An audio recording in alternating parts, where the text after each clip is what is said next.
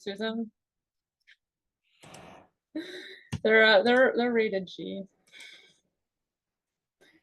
Okay. All right. So just as we're waiting for folks to trickle in, all right, pop quiz, joke time. Why can't the flower ride a bike? Because it lost its petals. Oh, sorry, Elizabeth. I saw you unmuted. Maybe you knew that one. I was gonna say, because it didn't have any petals. Yes. Yeah. Okay. What do trees drink?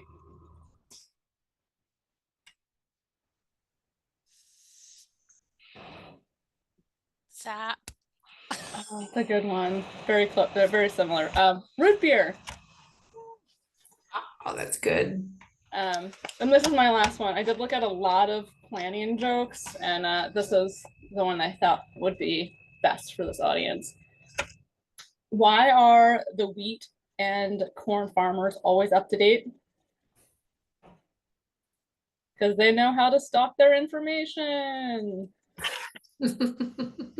I was going to tell you all some soil jokes, but they were all too dirty. Okay, I'm done. That's all been recorded. We can move on. All right, so welcome to the 2025 goCrop training. I'm Lindsay. I work for UVM Extension.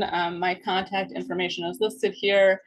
You can reach me by email, by my work phone or my cell phone, and feel free to reach out at any time that you are working in goCrop or with a farmer. I know some folks might have some early mornings or late nights, but I don't want goCrop to become a barrier in you making progress and working with your farmer in creating or updating an NMP. And don't feel like you're interrupting me if you send a text, like worst case scenarios, I'm just not going to respond, but feel free to reach out. So I kind of want to start a little bit with talking about what I'm hoping you will walk away with at the end of this tutorial. And one thing is I kind of want to set the stage. I want to give you some context for the goCrop changes. I want to give you a little bit of a brief overview of how we're anticipating rolling out goCrop.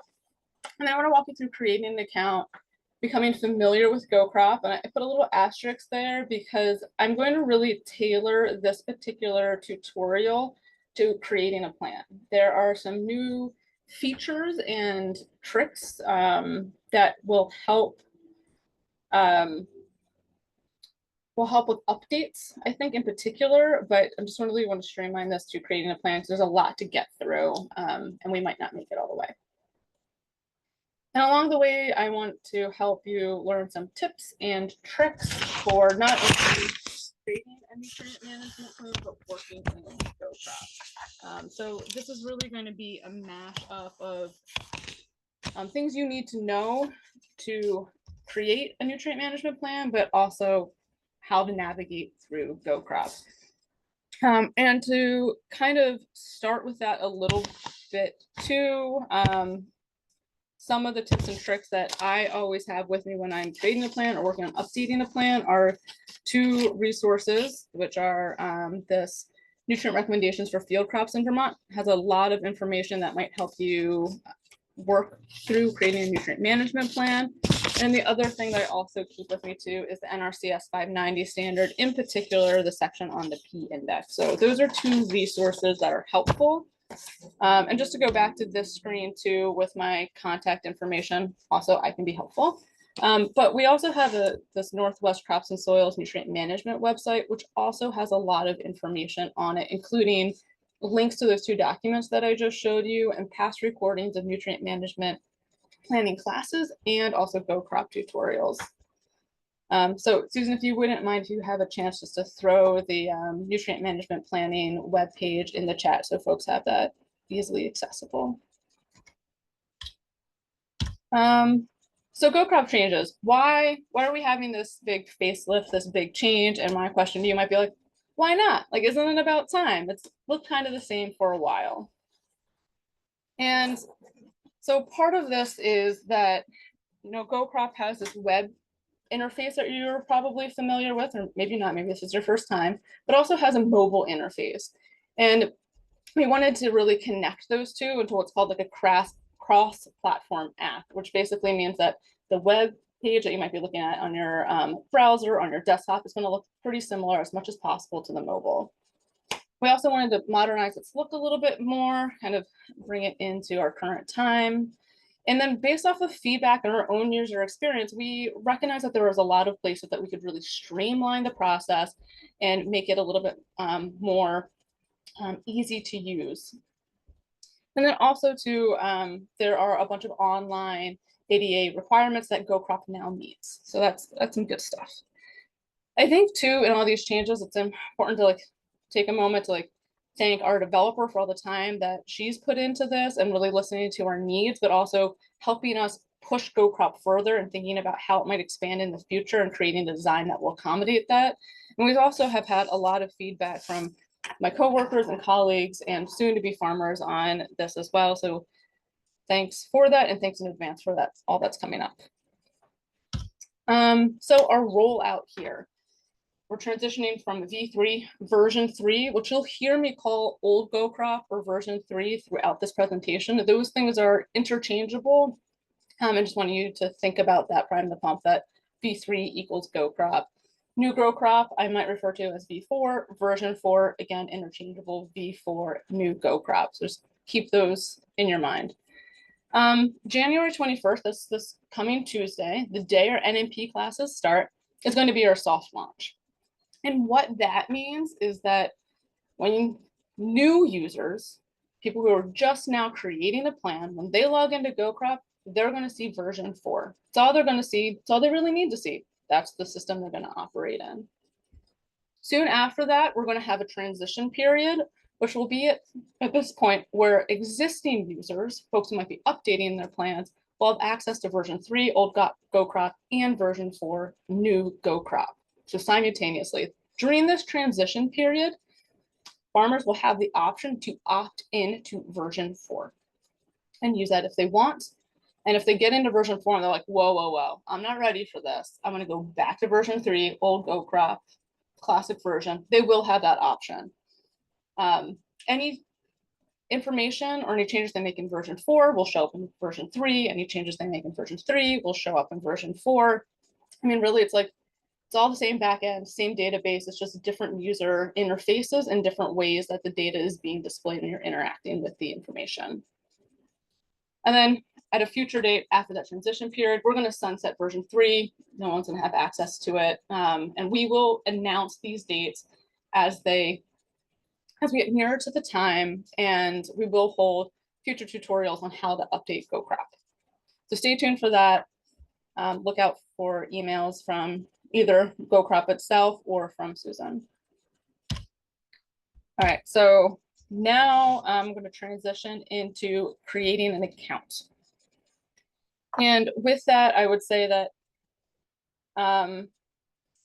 as I'm going through this tutorial, feel free to interrupt me. If you have any questions, feel free to raise your hand, unmute. I can't very easily see who all is here or raised hands. So if somebody else sees that someone has their hand raised and I'm not pausing, feel free to interrupt me, help each other out, help me out. If I'm going through something and you're like, oh, I found this a really useful way to look at it, or here's a pointer on how I've talked with the farmer, or some other helpful information you think would help others out, please don't keep that precious information to yourself. Share it. This isn't an okay space for that. It's a good space to do that. We want to be as successful as we can creating nutrient management plans with our farmers. Okay. I'm going to stop my share here for a moment, and I'm going to transition to my new screen here. Lindsay, can I ask a question before you, as you transition? Sorry, it's in the chat.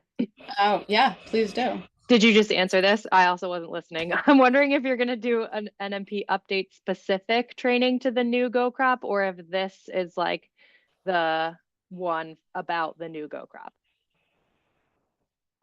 This tutorial is focused on creating new plans, which is for new users. We will have a future update tutorial using goCrop that focuses on updating a plan and record keeping, which will focus on using version 4 as well. Does that answer your question? Yes, thank you. Yeah, but I still think it's good for me to see this new, I could probably do an update on the new goCrop after seeing this, or are there things that I will not know after seeing this? You don't know. Well, I think there's a little bit of a twofold situation there. One is one thing I want to say that this tutorial is a show and tell. At this precise moment, it is not a show and do. And what I mean by that is that you will not have access to version 4 until Tuesday, next Tuesday. And then it will only be new users that will be able to see version 4. After Tuesday, we'll have another launch where we'll put version 4, new goCrop, into the wild, so to speak. And at that point, that's when farmers can opt in. In the meantime, you can work on updating plans with your producers in version 3. Got it.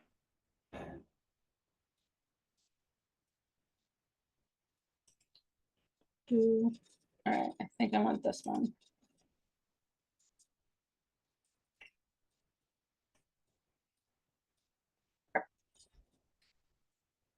So when you go to goCrop, you're going to open up your browser. I would strongly recommend using Chrome. goCrop works okay in Firefox, and it works even less than okay in Microsoft Edge. So if possible, use Chrome if you can. You will go to access goCrop, www.gocrop.com. Like I said earlier, this is a show and tell, not a show and do. So please ignore my URL here. That's not what you're going to use to access goCrop.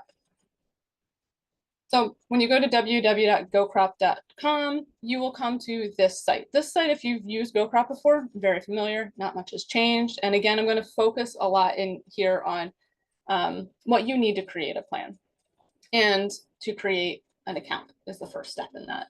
So to do that, right, it says sign in. We can't sign in yet until we've signed up. And so in order to do that, we're going to go in the upper right-hand corner and click the sign up button here.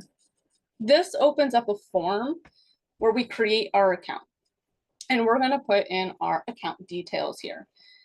You might be able to imagine a situation where there might be somebody who would manage the account, and then you might have somebody who's going to create the plan. I think the really important thing here is when you are creating an account is to choose an email address that's going to have some longevity, which means that it's going to be somebody who's going to be a part of the farm, that's going to keep an active email account, because this is the email account that goCrop is going to use to send any update information and any billing information.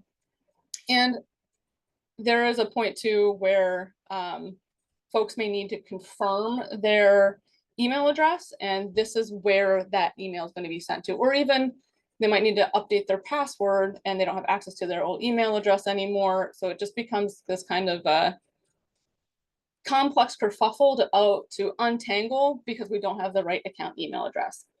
And if the farmer you're working with doesn't have an email address, create one for them. Use Gmail, AOL, Yahoo, whatever is going to work best for them.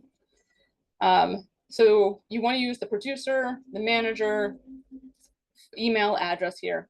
Please do not use your own. This is their account, not your account. So please use the farmer's email address.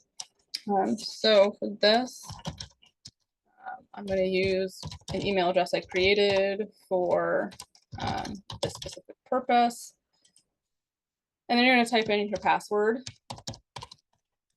And you're going to want to create a password that the farmer is going to remember. It could be their favorite cow, could be a grandkid, could be a silly phrase. I've worked with some farmers before where having a number or like a special character, even capitalizing something, is one more barrier to accessing their goCrop account because they're just not familiar with the keyboard. And that's fine, but just work with your producer, figuring out the password that's going to work best for them to remember. And then also, really helpful, ask your farmer if you can copy down their login information, their email, and their password. In the NMP binders that Susan provided for you, I think there's a little yellow piece of paper where you can write that down. So write it down for them if they feel comfortable. Keep it in their binder so they know what it is. And then if they feel okay with it, also copy that down for your records. And if it seems also well enough, please pass that information on to us. Because we may work with the same producer you're working with now in 5 years, and they may have forgotten their email address or their password because they only went into goCrop this season and didn't go back into it. So this is really helpful information to keep for us and for yourselves and for your producer. One of the things that you'll notice on this form is that we have these little asterisks. And what that means is that that information is required in order for goCrop to save the form. So I entered in my email address, which is going to be my login name. I entered in a password that I've now forgotten. So I'm going to re-enter my password here. We're going to do a password confirmation. And then we're going to create a profile. And so we're going to put our name and my fun account here. It's Magnificent Manager. You're going to put in the number of the person who's creating the account, the business name, which might be the same as the farm name. User type is also required from this drop-down category. And then we have these two other pieces that aren't required, but it's nice to fill out for our analytics on the back end. The farm type, again, from this drop-down menu. If you don't see anything that meets what your farmer is doing, how their operation is, you can choose other. And then acres managed, again, through this drop-down menu of different categories. Now that that's all done, I'm going to take a minute. I'm going to write down my email address and my password so that I can remember it for later. And I'm going to sign up. So now I've clicked the sign up button. It's brought me, gone through that form, and goCrop spit me back in the same place that I started at www.gocrop.com, and I'm in the sign in. So now I'm going to put in my email address that I just put in for my sign up, and I'm going to put in my password. If you're working on a producer's personal device, laptop, iPad, phone, you can click remember me so that it saves the login name and password in the history. But if you're working on an organizational laptop or computer lab, I would not click remember me because we don't know who's going to have that next. And we do want to keep this data as private as possible. But for me, because I'm going to use this again, I am going to click remember me and I'm going to log in. Now you hope that you can see on your screen, I have this pop-up that says, hey, you need to confirm your email address. So we have this hard stop right now in goCrop so that we can verify that the email address you've put in as your login is something you actually have access to. So now I'm going to go into my email and look at that for that confirmation instruction. Now, lucky for me in my Google account, and it might be different depending on what type of email you use, Yahoo, AOL, Outlook, I don't know where it's going to land, but my goCrop confirmation instructions landed right in my inbox. For years though, it didn't. And so you might need to search for these confirmation instructions. And to do that, you could go to more or whatever it is on your email account, and you might want to look at all mail. And it would show up there if it were in any of your other inboxes. You could also look in spam just in case. But once you hit confirmation, you go into your email, look at your confirmation instructions, email, open that up. And it's just a very simple email. It says, hey, you can confirm your account by clicking this link. So that's what I'm going to do. I'm going to click this link. And it says my email address has been successfully confirmed in the pop-up, and I'm going to try to go back into this account. Apparently it did not remember me, but that's okay. Let's keep going with that. I'm going to log in. So I'm here in the login page. And again, if you are thinking, hey, this looks exactly like old goCrop, you're right. We're still using that old interface for creating an account and also creating a farm profile as well. So just really quickly, we're here, V3, and we're gonna click new farm. So we've created our account, but we haven't created our farm yet. And now we're gonna put in our farm details. And some of this is gonna be a repeat of what we've just put in the account. So for our name, we have this little hint pop up. It says the name we use for our farm, right? We're using Fabulous Farm. We're gonna use the same email because me as the creator of this, I am both going to manage the account and also do the farm planning. But again, this could be two different people. Ask the person you're working with what's going to make the most sense for them in their operation. I'm going to put in the phone number and then a location here. So this is going to be primarily the farm address or whatever address is best going to accurately describe where their farm is. So the name, town, I'm trying to spell that correctly. Okay. The state, Vermont, very important. Put in the zip code. And all these are required fields, right? We've got that asterisk there. We can't save it without filling that out. Country's default to USA.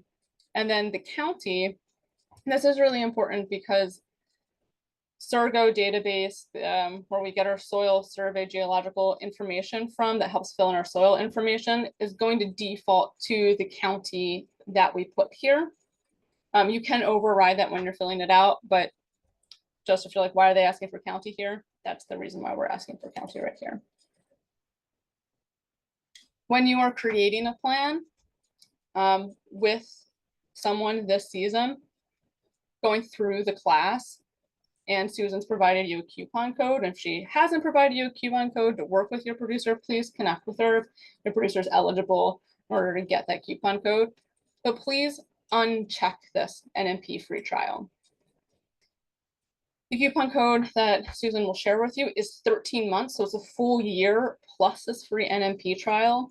And what we've seen in the classes is if this is checked, at some point it expires and then you won't be able to access your goCrop account immediately. And for some producers, that just creates a little bit of a hiccup and a little bit of a barrier that we don't need to go through, and we can just, in the middle of class, and we can deal with it in the beginning of class. So we're saying, nope, I don't want this free trial, and I'm going to save this farm because we want to enter a code later. My farm is saving, and now here you see that we have this new layout that looks a little bit different than version 3. Not too much different. So I'm just going to take a moment to reorient us to what this looks like, right? So now we have the sidebar menu that we've had before, and we see there's this little caret, so we can collapse it at any time if we want to hide it. And then our other options become these little icons. Even at this stage, right, we could go back to classic, and that will be an option during the transition period when both version 3 and version 4, the old and the new goCrop, were available. But we're going to ignore that for now because we're working with our first-time users of goCrop, and there's no sense in having them look or learn two different interfaces. We are in the All Farms tab right here. You can see that because it's a dark green. And then we have a next tab, which is account, and that's where we can manage our user permissions, our login name, and our password, and some other pieces. And then this again it's a staging site, so not everything you see here is what you will see on Tuesday. And so I can reset my data here, but what will be here for you next Tuesday is, if you remember, mobile has like a little cloud in the bottom, and that'll show you if it's syncing to the cloud or not. And that's going to be really nice to see if your mobile data has transferred over properly in this at a snapshot when you first log into goCrop.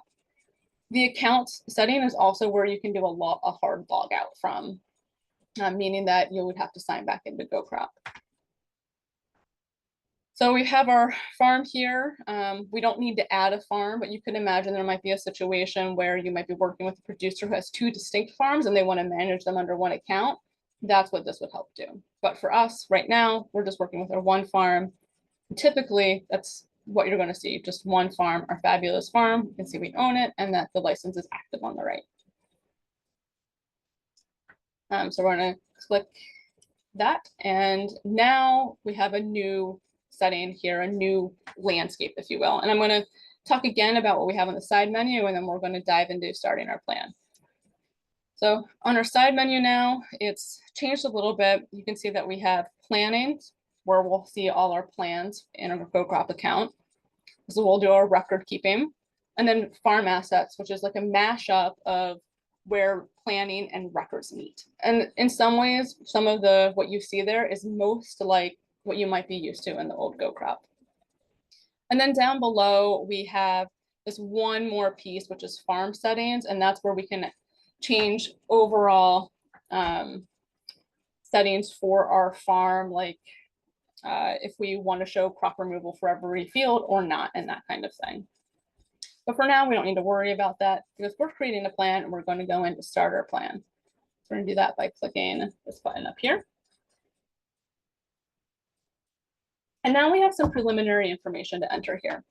In general, when you get here, you're just going to click save. goCrop's already set up what you need to know to start your first basic plan. But in general, what does goCrop need to save this form? Again, with the asterisk, the plan year. So that's the year you're planning for. Right now, we're in 2025. You're planning for 2025. That's what you're going to put in here. There are some very rare instances where you might be in 2025, and for some reason, somebody needs their 2024 plan. It's really irregular, but you can change this. In general, you're not going to. Vermont NMP reports is checked for you already.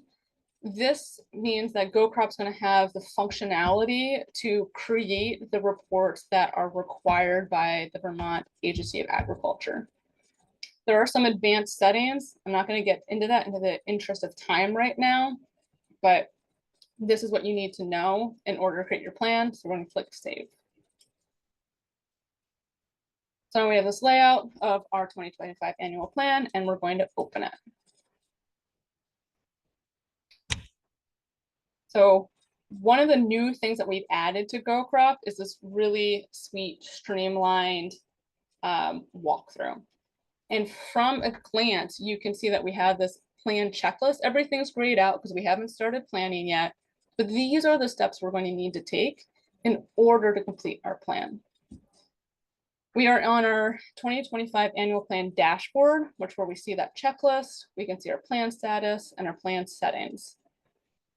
This is where also later we can access our reports, but right now we're just looking at creating our plan. And there's two buttons for that. There's edit plan, there's start planning, and they are going to take you to the same place. You're always going to be able to hit the edit plan option after this, but this is the first and the only time that you will be able to click start planning for this plan. So we're going to click that button. And now you can see that we have this new layout, right, where we have our walkthrough on the left-hand side. And this really mirrors that checklist that we just saw. And we have a set of instructions here. And basically what this is saying is, hey, I just want to goCrop's trying to tell you how it can be navigated. So we have these steps and some of them are connected. Some things you need to do before you can fill out others, right? Like we're in getting started. So we can't unlock any of the other steps until we've gone through this step. And then we can do our plan narrative, we can skip it, but we'd have to fill out nutrient sources before we fill out nutrient analyses, and we'd have to fill out some field information before we can fill out the rest of it. That's a little bit of how this will function, and you'll see how that plays out as we go through this. And then that's one way we can navigate through goCrop.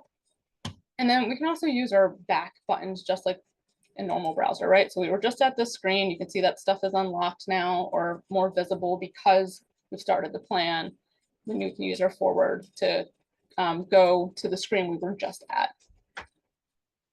And then this button is always down here too. No matter which step you're at, you can always get back to the dashboard by clicking the dashboard button down here. So it's always going to take you back to this checklist where you're going to see what hasn't been started with this empty circle, what's semi worked on, which will have a partially filled in circle, and then what's totally complete, which will have a little green check mark. And we are going to go to our edit plan. It takes us back to the screen.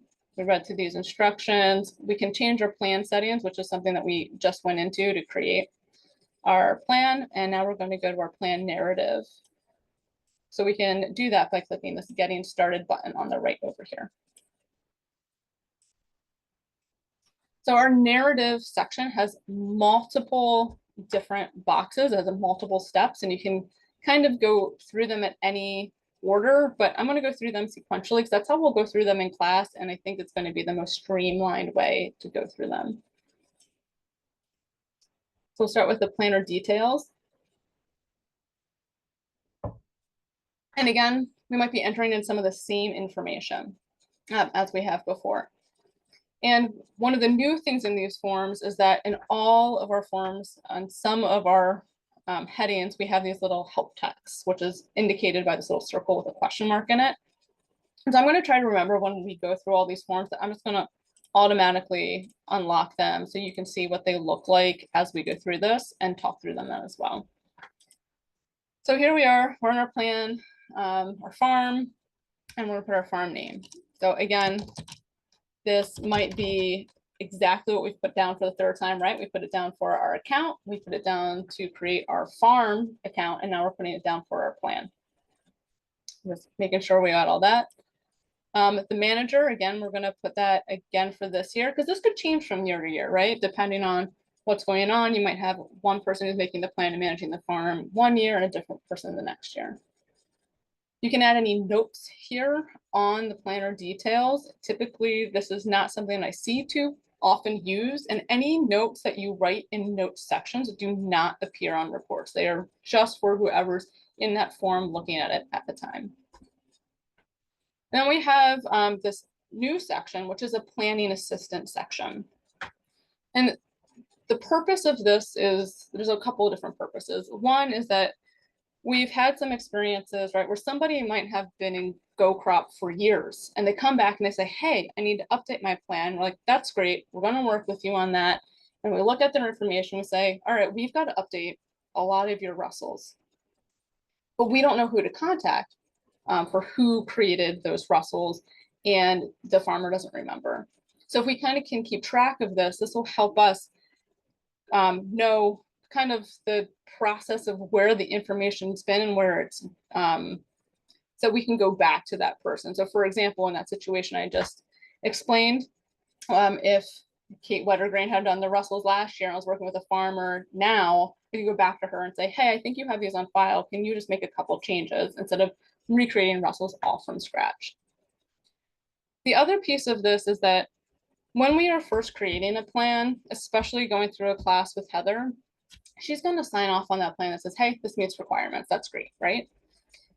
But then in future years, it doesn't necessarily require a sign off from a technical service provider. And so we want to also say, yes, the farmer, though, now is responsible for this plan, but there was some assistance in who was helping them. But I think this is something that in our update plans, we want to start increasing the awareness of, is that in the updates, farmers are responsible for their plans meeting requirements. And not that the planner shouldn't be doing their utmost, but there's a piece of that where we need to start having that conversation. So in this case, say I'm going to be helping the farmer, and then the affiliation, UVM extension, and then I'll put my contact information here.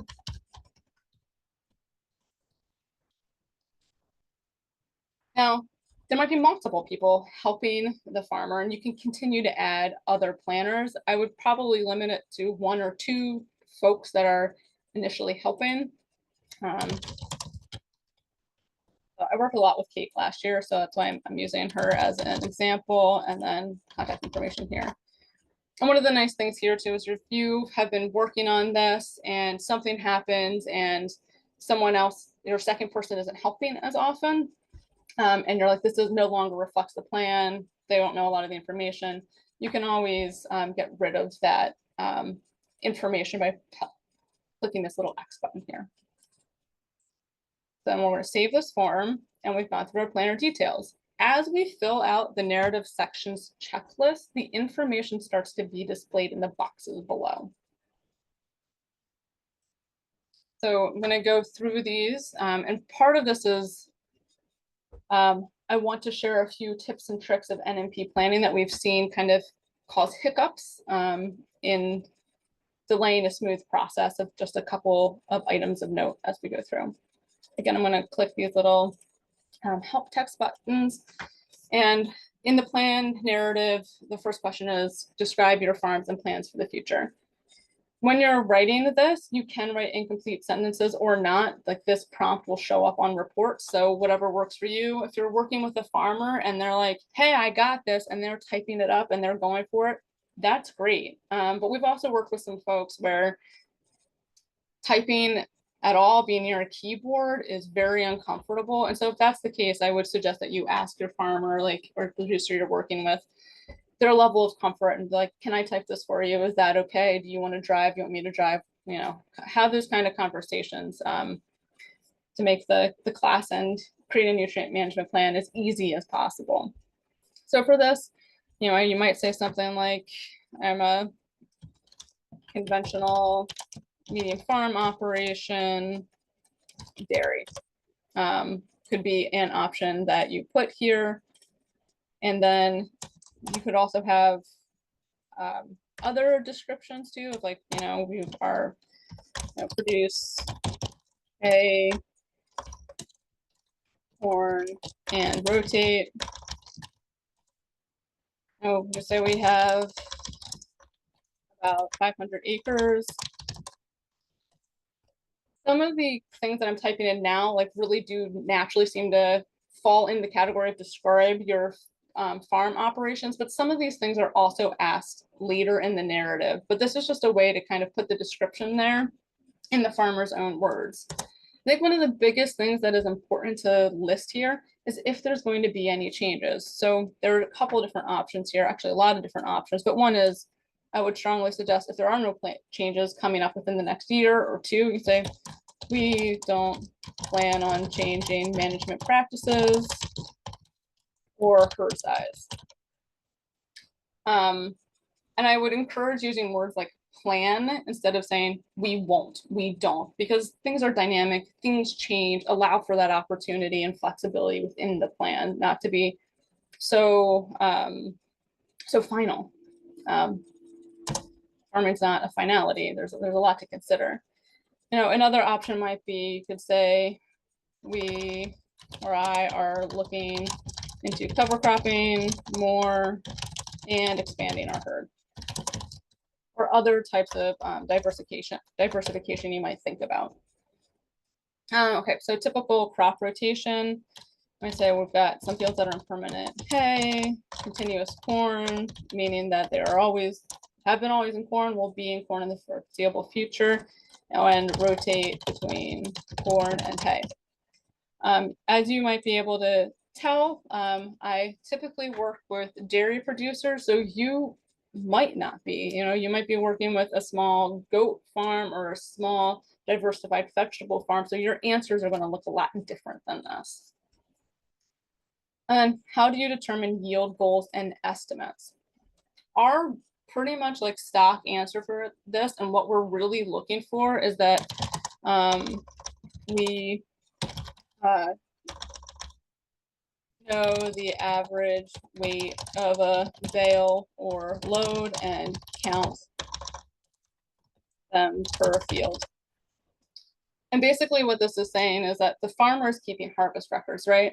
Every time a wagon goes into the field, it's getting full of corn silage, they know what that average weight is, and for each field, they know how many loads. Same thing with their bales of hay. You might be working with someone who's like, I don't know, you know, I harvest all my corn fields and they average 20 tons an acre. That's a pretty good starting point. And if that's where they're at, you can write that and then add to that, we will take references here. Reference this year and base and change the plan accordingly.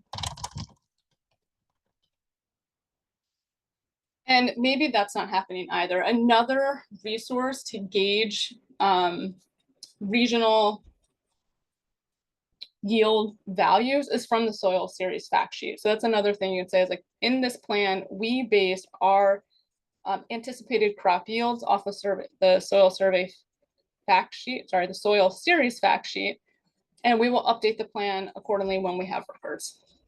So there are some options there.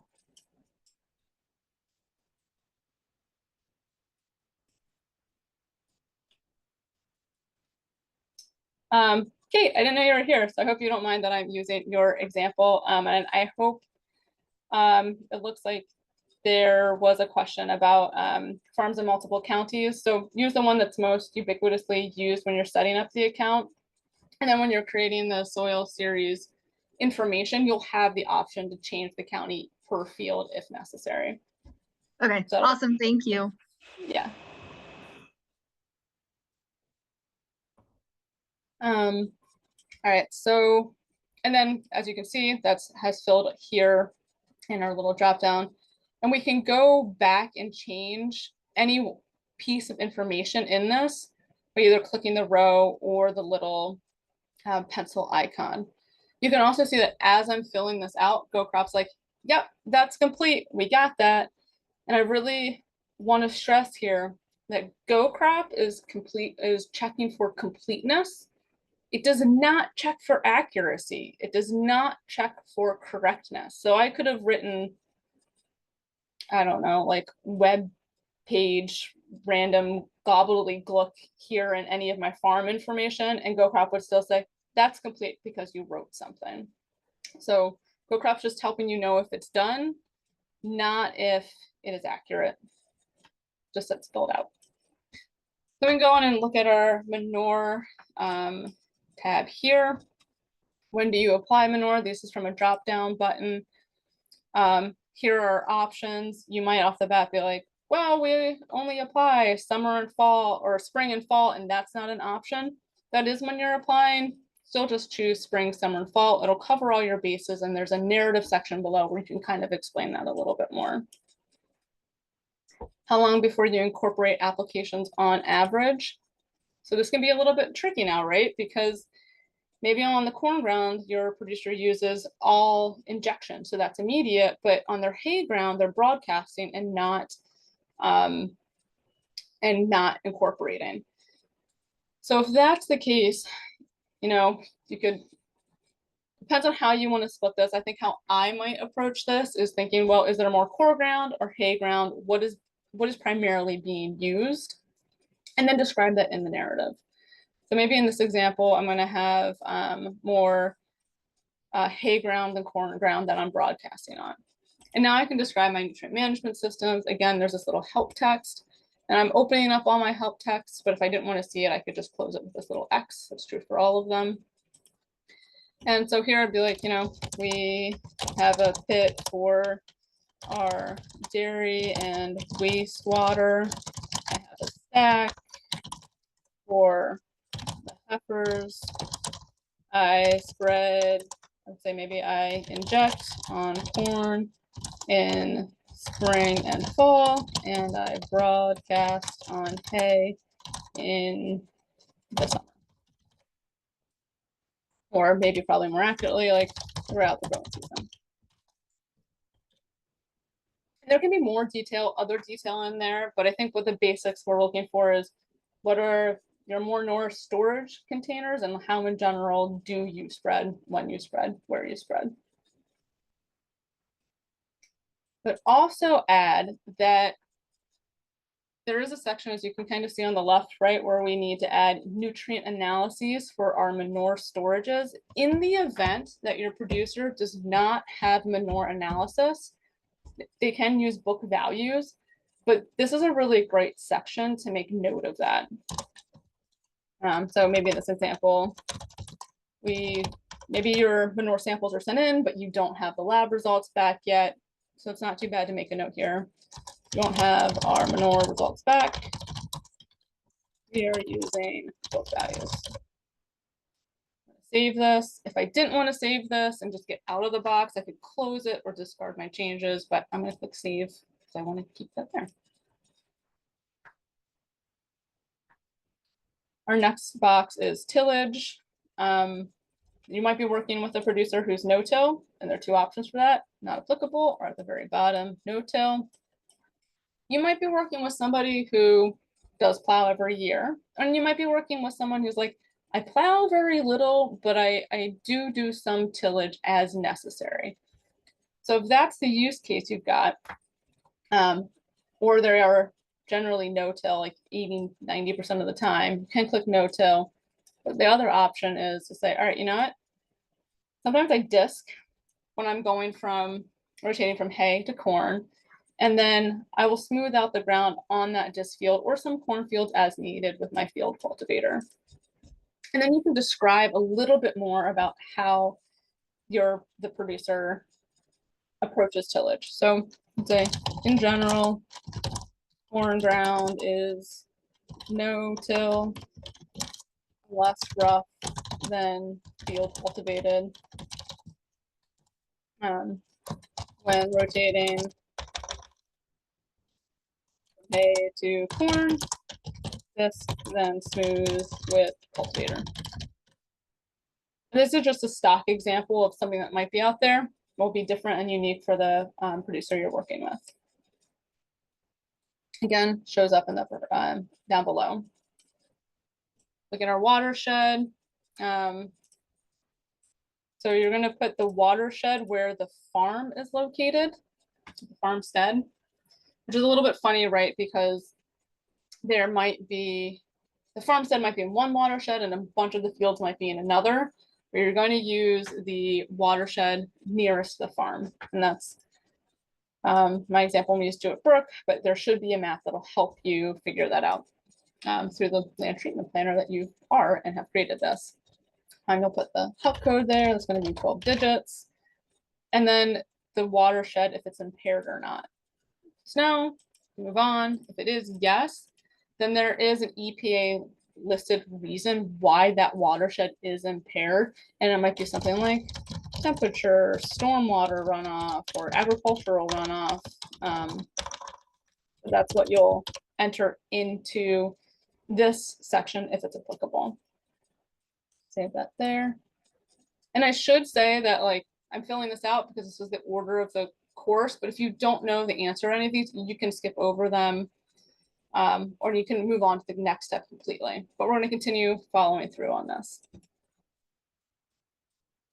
goCrop, to meet requirements, also asks for information on your land. And it's broken into these two major categories, owned and leased, and then subcategories of tillable, permanent hayland, and permanent pasture. goCrop does not total these for you. That's something you're going to need to do. So I think some of these are kind of straightforward, right? Like permanent pasture is anything that has been pasture and in the foreseeable future will continue to be pasture. This example, I'm going to put 0. You have to enter 0. You can't skip over this. goCrop needs a number in each one of these fields in order to save.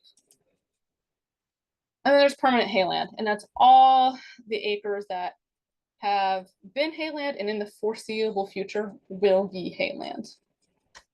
And we'll say in this example, there's 50. And then we have tillable.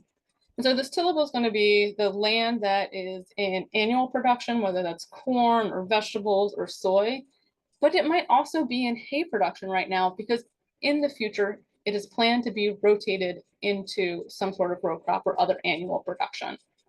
So tillable will have some hay and row crop production. And in this example, we'll say 150. We'll total these up for 200. And in this example, for a leased land, we're renting 20 acres of corn land from a nearby farmer, neighbor, put 0 in for that. So I think what I kind of want to stress here is what I've seen is that some folks will be like, well, it's hayland and it's tillable, so I'm going to count them in both. But really, it's permanent hayland and anything that will be or could be tilled for annual production that the producer is planning on. And then we're coming here to livestock, our last of our narrative sections checklist, and we'll pop that open. And you might be working with a producer that doesn't have any livestock. If that's the case, you can just say, nope. And goCrop's like, cool, we'll move on. But you are probably most likely working with someone who does have some livestock. And the goal here is to account for all the animal numbers that you have within the categories that make the most sense for your producer. So what I mean by that is when I click this drop-down menu for animal type, there's a whole long list of different animals here, right? Like multiple categories for dairy, beef, and we've got some other livestock options as well. So you could break down your dairy cows into dairy lactating, dry, and these other options. Or you could say, all right, I have my dairy cows, which in this example is going to include my lactating and my dry cows. And this is present number, but what this really means is like, what's the average number you have over the course of the year in this category? Because they might have 150 some points, 140 other points, but it's going to average out to 145. That's their average number, but maybe their land base and their barn base can also accommodate more. So even though they have 145, they might be able to have 160 to put that maximum number in as well. But the average weight of this animal, milk production, which is a little funny, right? If I'm milk production and I'm including both my lactating and my dry cows, but I'm doing this as when they are lactating, how much they probably will produce in a day. And we have this always confined, which means, are they able to go out and graze on pasture or not? In my case, I'm going to say yes, but just to show you the other options, if you click no, then we also are asked to answer grazing type. So we have continuous, which is like they are just out in the field grazing day in, day out, versus management intensive, which is going to have some level of rotation. I'm gonna say they're confined. And I do have more animal types, so I'm gonna add one more just as a little bit of an example. So for this, I'm just gonna make a heifer category and say I've got 50 of those. I could have 60. Just throwing some random numbers here. This is gonna be 0, and yes, they're always gonna be confined. Again, you can continue adding as many animals as you'd like. Sometimes we fill out some dairy ones and they're like, you know what, I've also got like 10 pigs and we want to account for that as well. And there's also this other category if someone says, you know, none of these accurately describe the animals that I have. Maybe somebody's raising guinea pigs, I don't know. But I'm gonna delete this animal type that I just created by pressing this X button here because I'm not going to fill it out. And then I'm going to save. And now what we see here, right, is I've got my entire checklist filled out. goCrop says you've done everything. And I can see below all the information I've entered here. If at some point you just want to see this information, you don't want to see the checklist, you can just click this little hide button right here. And now you just see the information and you can edit it by checking the little or clicking the little pencil buttons for all these categories.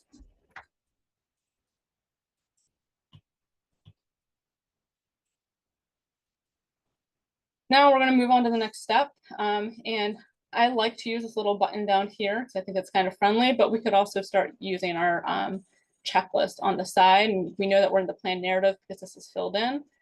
And we're going to move on to the next step by clicking this little button on the right. So we're in nutrient sources, and goCrop has defaulted us right here to this form for a manure source. And I'm going to walk us through a couple of different nutrient sources to enter just to kind of get us a feel of different options we have in different ways you might see them play out with the farms that you're working with. So again, we have our name, and we're going to name our first manure source whatever makes sense to the farmer. So this might be, you know, a pit. It could be the big pit out back. It could be pit number 2, pit number 3, whatever. And ask them what they refer to it as. You're gonna put it in. In this example, we're saying it's not imported. And we're choosing our animal type, just general dairy, manure type, if this is a liquid, a semi-solid, or a solid. If you have your manure test and you're like, I don't know what it is, you can refer to your manure test and look at the dry matter. But really, I think part of what this is getting at is, how does the farmer spread it? Do they spread it in something that is a solid spreader or a liquid spreader? And I would base that on this? Do they think about this manure source in terms of gallons, or do they think of this manure source in terms of solid or tons? So in this case, in the pit, it's typically going to be liquid, and then we're going to put the estimated annual total. Ideally, hopefully you've used something that help estimate this, like there's the NRCS, I think, manure generation spreadsheet that'll help with this. I'm going to put a random number in here, and then we have this option too, if any of this has been exported. I'm going to say no, and I'm going to save this. So now we filled out one form for our manure pit. We now have this other help text that's saying, okay, you had that form and you were able to enter all that information. If you want to add a new form or add a new source, you click the button up here, this plus new source button. There are a number of filters over here, and I'm not going to get into those right now. If we have time, I'll get into an example of how to use those, but those can be really helpful. And then there's also some editing options to do bulk edit for not only manure sources, but fields and land info. And if we have time, I'll get into some examples of how to use those. And then this last little piece of help text, right, is saying, if you hover over here, you can click this little minus button, which means it omits it from the plan. It does not delete your information, it just omits it from the plan. So if I do that, I come to the screen and it says, hey, you don't have anything here. You said you don't want any sources, but I really do want to include this pit. So I'm going to check that and say, include them back. That's a little caveat, a little bit of something new to this version of goCrop. I'm going to add a few more sources here. I have my stack, and again, I'm not importing this. This is going to be for my dry cows, and it's solid. And I'm saying I generate about 500 tons of this, and for whatever reason, my neighbor wants 20 tons of this. So I'm going to export it.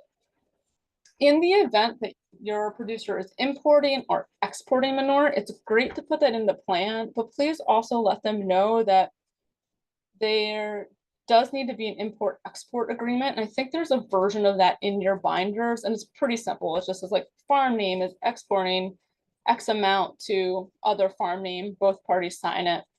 But just so that that is really happening and there's a record that that has happened. But when you're in your plan, you plan for it, but make sure that your producer is able and or your producer knows about that form to get signed. So there's a record of that transfer.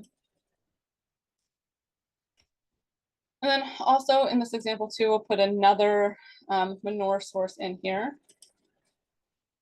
And you say we also are going to import some poultry litter from Giroux. So in this case, yes, my animal type is going to be poultry, layers, and manure type is solid, and I'm going to import 20 tons. In this case, because it's being bought from a company, there's an invoice. So that can be one way of there being a record. I've entered in my manure sources, but I'm in the nutrient sources tab. And I know there's also fertilizers that I want to add. So I'm going to show you how to do that too. It's still new source. And goCrop is defaulted to manure source, but if we click the drop down, we get fertilizer. And our form is a little bit different for that. So for the fertilizer name, you're going to probably want to call it whatever the farmer refers to it as or knows it by. So for some folks, they might say, oh yeah, I've got corn starter. And then we'll choose from there if it's a liquid, gas, or dry. In this case, we're going to say liquid. And we have these other couple of questions if it's an organic amendment or contains biosolids. By organic amendment, what we mean is something that is not synthetic, something that will have a nitrogen mineralization rate, something like ProGrow. So we'll do an example of that as well.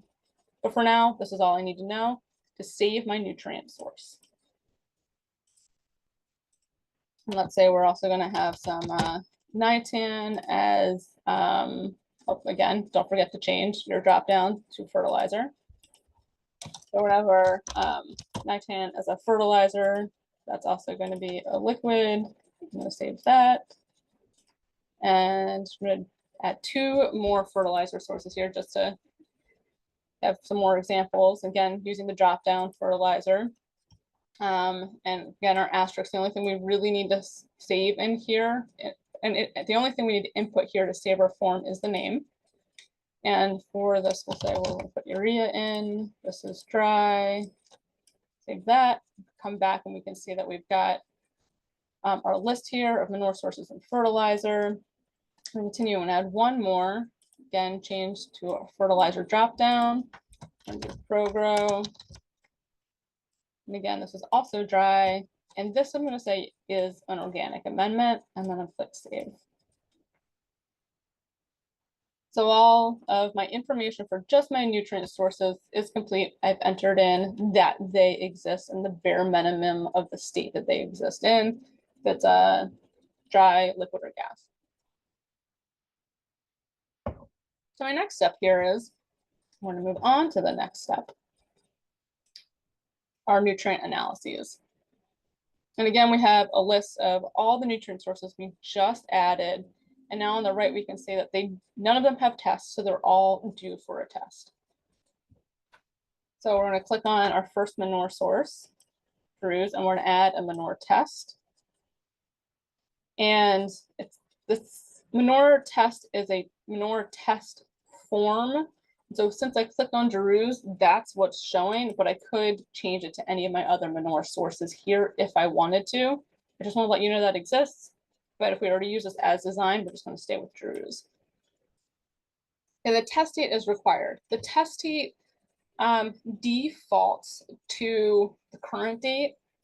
But what we really want is the date that the sample was taken from the pit. So when you typically get a manure analysis report, you'll see two dates. One is date received and one is like date analyzed. You can imagine a situation, right, where you might have, or the producer or custom applicator got the manure sample October 23rd, put it in the freezer, but didn't get it to the lab till mid-November, and then the lab didn't run the analysis till mid-December. The test date that we want is really the date that the manure pit or stack or whatever was sampled. I want to put in some numbers here for our dry matter and then our nutrients.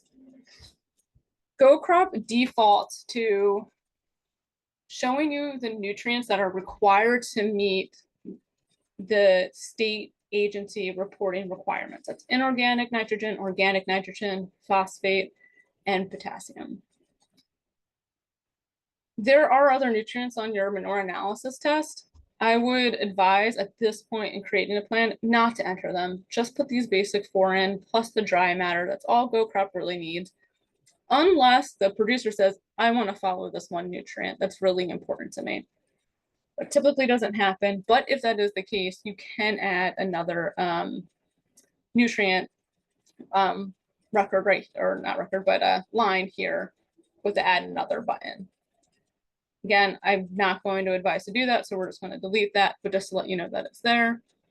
The other thing that I've seen can trip folks up is that in a manure analysis report, excuse me, there are typically 3 nitrogen results: total, inorganic, and organic. Do not add another row to report total. Do not change this drop-down menu for total. Just keep them as they are and enter them in as goCrop. Request them, right? And then the other thing I would say is don't mess with the units here, right? Like Drew's is in pounds per wet ton for the nutrients because in nutrient sources we said it was dry.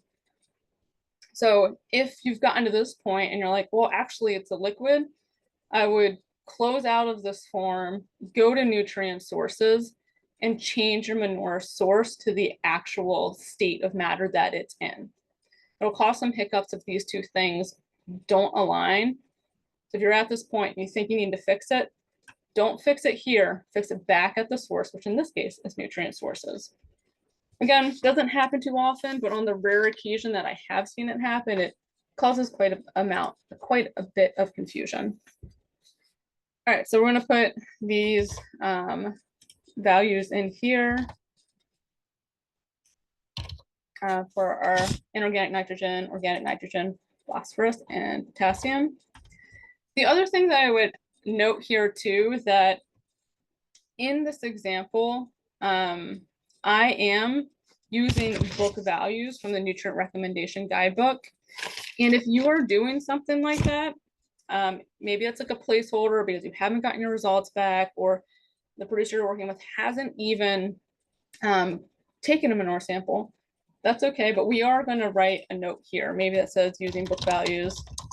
And if you wanted to be extra cautious and make sure that you remember to go back to this for the lab, you might put book values. Otherwise, using a lab is just for your own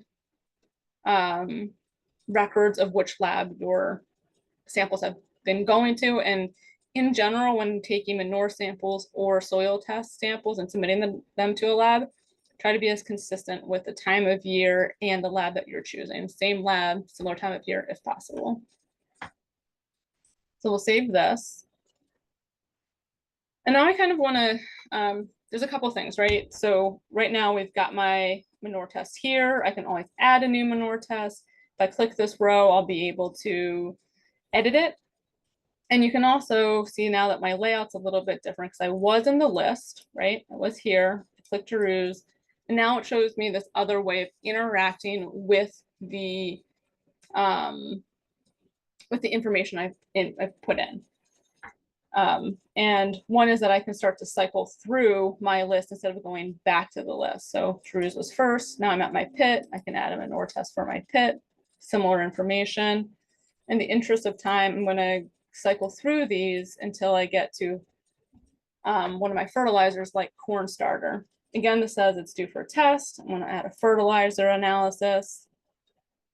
And I'm going to input what my fertilizer is in percentage. If you don't know what this is, you can skip this step, come back to it later. This would be on the, if it's in a bag, it would be on the tag. If it's in a bottle, it would be in the bottle. And you might be able to look it up online if the producer doesn't have that easily accessible or know what it is. And then because our liquid, our corn starter is a liquid, there's a density associated with it. And again, you can find this on the label, whether that's on the tag or on the bag. And so we'll save this. And one of the things too, right, that you see is that my corn starter analysis is complete and it's up to date. And that'll be true for most of my fertilizers. We only ask for the analysis of a fertilizer once because that typically doesn't change year to year. But for manure analysis, it is a requirement that there is an annual sample taken with results input into goCrop. I think the other one that I want to show is the ProGrow, because we did mark that as an organic fertilizer, and I want to show you what that looks like. So in our ProGrow, putting some random numbers here, it's 5% nitrogen, phosphorus, potassium. Again, just like our manure analyses, goCrop defaults to the nutrients that are required for meeting state requirements. But your producer might say, oh, but I'm also really interested in tracking sulfur. Again, you can do that by adding another and putting that into the system. Lime is another one that wouldn't have nitrogen, phosphorus, and potassium, but you would be able to choose that here as well.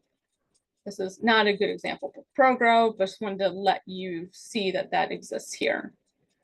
Because ProGrow is an organic amendment, there's this other information within nitrogen mineralization rate. Typically for something like ProGrow, nitrogen might mineralize at a rate of 30%, and goCrop will use this in nutrient balancing and factoring that in year to year that this was put down, the 30% mineralization this year, 30% next year, and so on.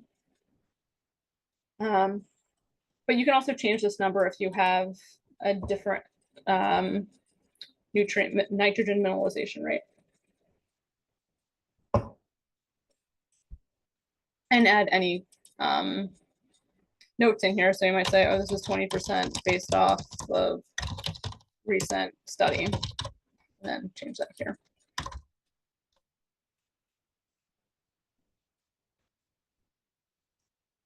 So to get back to my list of nutrient analyses, just to see what I'm looking at, I can click this list button here, right? Like I cycle through or between my nutrient analyses with these these forward and back arrows, right and left. And at any time, if I want to go back to the list of the step I'm in, I'm going to press the list button here. And I am going to take a moment here just to show you what filtering can look like in case you press it and you're like, what have I done? I think it can be really handy. And there are these 3 different filtering options. And I'm going to go through them from right to left. So this one here, if I hover over it, right, it pops up and it says show sort controls. And when I click this, what this is saying, hey, is that we've got default. And in this case, default means that it's going to list my source first, which is manure, followed by fertilizer. And then it's going to sort by name of what I called my nutrient sources. The other option is that I just sort it by name, and then that's sorting it by the what I need the nutrient source. Part of the reason why I'm going over this here in nutrient analyses is because I think it's actually would be really, really useful in fields. But in the fields examples I'm going to show you, there's like 2, so it's a little bit more fun to see it with more examples than just 2. All right, so that was our sorting controls, and you can see that it's filtering up here, showing included and how I've decided to show the order. And I can also search. You know, and again, this can be really helpful if you've got 60 fields and you're like, oh, I really want to find field 3-2. But in this situation, right, just type in urea and bam, it's there. The other filter control that I think can be really helpful is this little upside down pyramid, right, with like these 3 lines, which goes from broad to more refined. We're narrowing down what we're looking for. And so if I click this, it's going to show me what's up to date, what's due for a test. I can choose between these, included or fertilizer versus manure. One thing I'm going to do though is to broaden my options a little bit, is I'm going to get rid of my previous filter options by just closing them out. So as I get rid of them, you can see that my list is starting to populate. So now when I go to my filter options, I'm going to say, you know what, I want to look just at my fertilizers and the ones that are due for a test. I'll close that. And now I am just seeing my fertilizer options that have incomplete information, things that I need for a test. So I'm going to open that up, add my fertilizer analysis, nightan. I'm going to save that. And I can still cycle through. And because I filtered, and this is part of why I wanted to show this, was if you filter, what happens is that filter also carries through this really nice navigation pane where we can cycle through the assets, the nutrient sources that we put in our nutrient analyses here. But it's only showing the ones we filtered for, so only the ones due for a test. So add my fertilizer analysis for urea. I'm going to save that. And now you can see that I'm on urea. I've added my fertilizer test, but now my left and my right cycle through navigation arrows are grayed out. I can't go forward and I can't go backward because I've updated all the tests that I've filtered for, right? And I know that because I go to my list and I have no nutrient sources, but it's not that I don't have any nutrient sources that I've filtered right for the ones that are fertilizers that are due for a test. So if I wanted to see everything again, I could delete each of these, or I could just clear my filters and see everything that's there. And now I've got my manure sources back, my fertilizer sources back, and I can see what's due for a test for my manure sources. Again, there might not be a ton of application of this in your nutrient analyses, but when you're missing information in your fields or want to sort your fields by crop to do like a bulk edit or something like that, this is where that would really come in handy, that's filtering. So feel free to, you know, maybe get a better handle for how this works before working with your producer. And in that case too, you can sign up for a free account through goCrop for 30 days so that you can kind of play around with goCrop before working with your producer to some extent, or after you sign up with a plan, because you'll have access to V4 after January 21st to kind of get a feel for this outside of working with your producer in the nutrient management planning classes. Okay. So we've entered our plan narrative, our nutrient sources, our nutrient analyses. We're going to go on to equipment. And right now for new equipment, the only thing that goCrop allows you to do is a spreader. So if you press the drop-down menu, that's the only thing. We will work on adding other types of equipment to goCrop over time, but in general, this is the one that's most commonly used. For spreaders, again, you're going to want to ask the producer what they call their spreaders.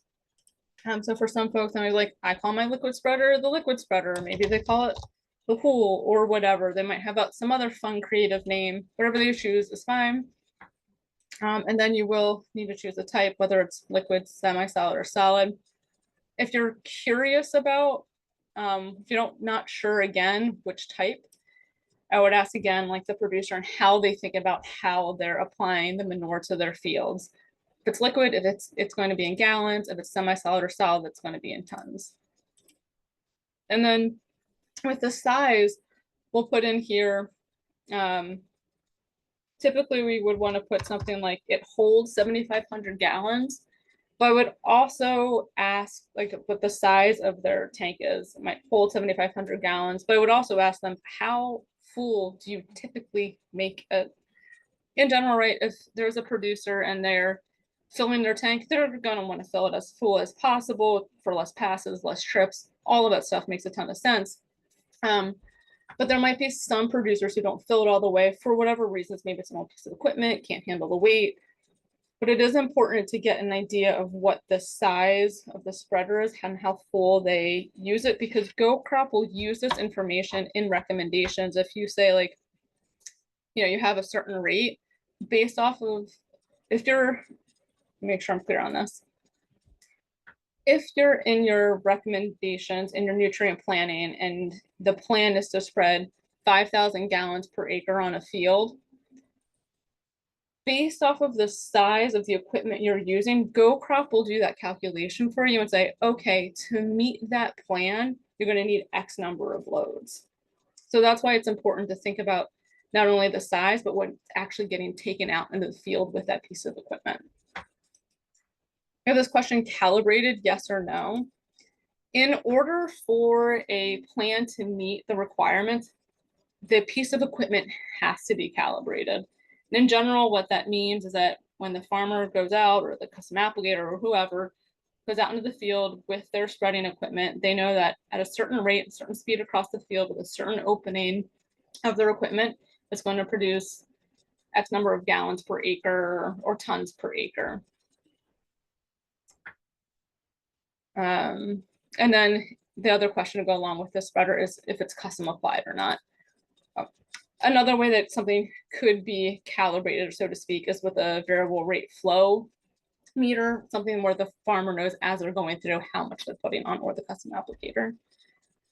So if the farmer owns the equipment, is putting the manure down on their own, then that's not custom applied. But if they're paying somebody else to do it, then it is custom applied. And just like we saw in the nutrient sources, once we entered something, then we start to see our list menu, right? We went into equipment, goCrop's like, you're obviously here to enter equipment. We're going to start you with that form, now with the list. We have all this help text too to let us know about this page. Some of this is really redundant, right? Because we want some consistency. If you want to add new equipment, just like we wanted to add a new nutrient source, that button's up in the upper right. We talked about our filter list. We can make multiple changes to our row items at once. We may get into that, and we can either add or omit different equipment or assets by using this little omit button on the right. But for now, I don't want to see this help text, so I'm going to close that out. I think I said this before, but if not, then anytime you're like, I don't remember how to do that, where that help text go. In every single page where you close out help text, you can always get it back by going to this little help button in the bottom. And it'll bring up a pop-up and it'll say the exact same thing you just saw that you closed. You see that? So I'm going to dismiss that. I'm gonna add one new piece of equipment, and this is gonna be our TEV spreader, because we need something to spread our solid manure. I'm gonna say it like that. Even though this holds 5 tons, I only ever filled up 4.5 because it's an old piece of equipment. I'm a little concerned about it. It is calibrated, and I'm actually not doing the custom applicator is. And again, with either of these spreaders and any of these forms where we see notes, you can add notes, and that can be something that you as a planner or someone who's assisting a producer, you can put notes there, or producers can put notes there themselves. I would also say that, again, these notes don't show up on reports, only in goCrop, only in these forms. I'm gonna save. So I've got my equipment listed here, and I'm gonna move on to the next step, which is, we're finally getting there. I know you've been waiting for it this entire time, the fields.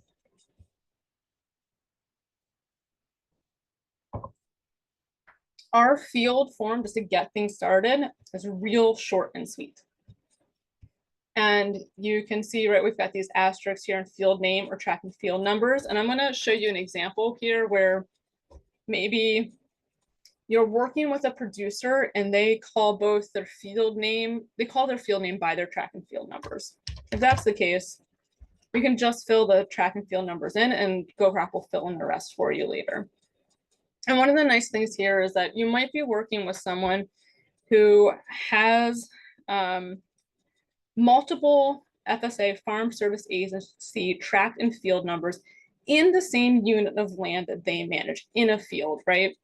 And so we've kind of streamlined this process a little bit, that for every field number that is from the FSA that is associated with that field, you're going to put that in a separate row. So in this example, I'm going to say we're in track 100, field 10. I'm also in track 100, field 12, and goCrop's talking to me and saying, hey, don't forget, you still need to put that track number in there. And then, I don't know if this will happen everywhere, but you might have a field that also has a different track number associated with it. So don't forget to put your field number. And then we put the size. As you can see, there is a mapping function below here, but the size, but even if you map your field, goCrop does not pull the acreage from the mapped field. So you're still going to have to put that in here.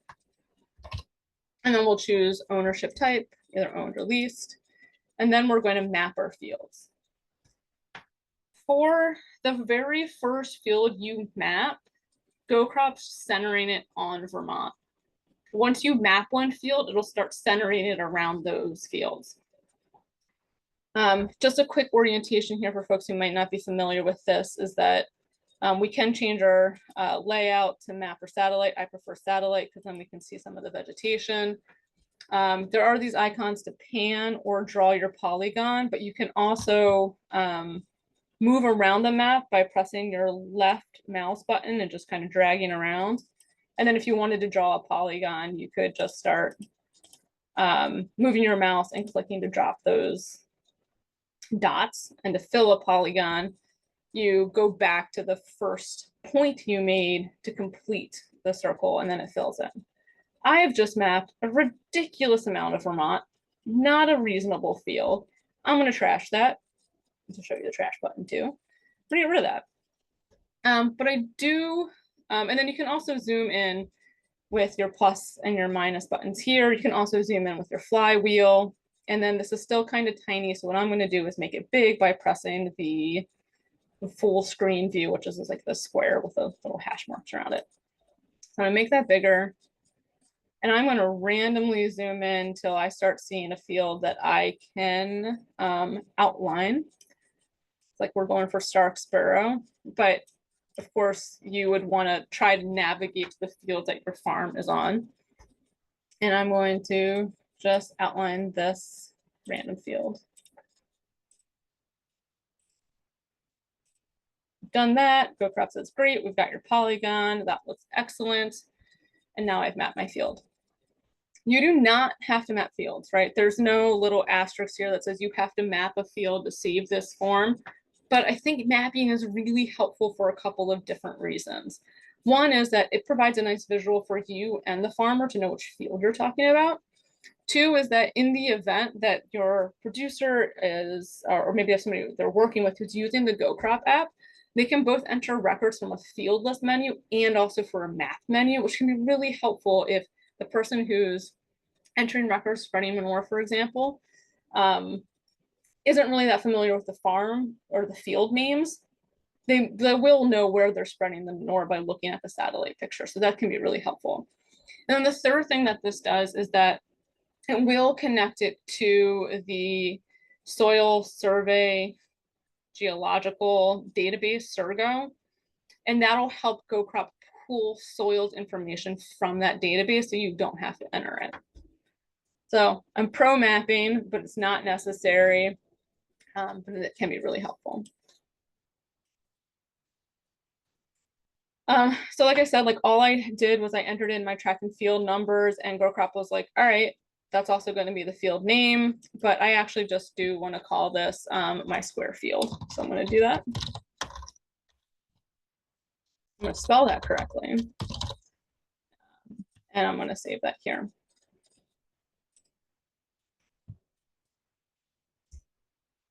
I'm going to go back to my field list by clicking my field list icon here, because I do want to add at least one more field before we go on. I'm going to rectangle, and we're going to have just one track and field number here. I'm going to put a size here.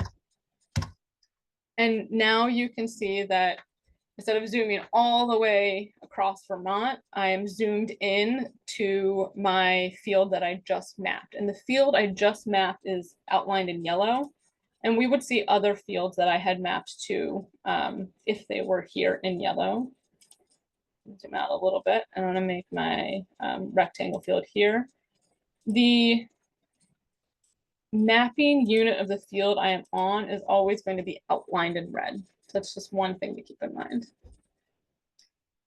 I'll save this. And I want to show you here that both are marked complete, even though in my rectangle field, which I'm using my navigator arrows to get back to after I went into that list, didn't have, oh no. Susan, did you see that? No, what happened? I just got a pop-up that said Zoom is not responding. So I'm just gonna say, I don't know what happened. But I'm assuming people can hear me and still see my screen. Can hear you. I don't know if the screen's moving.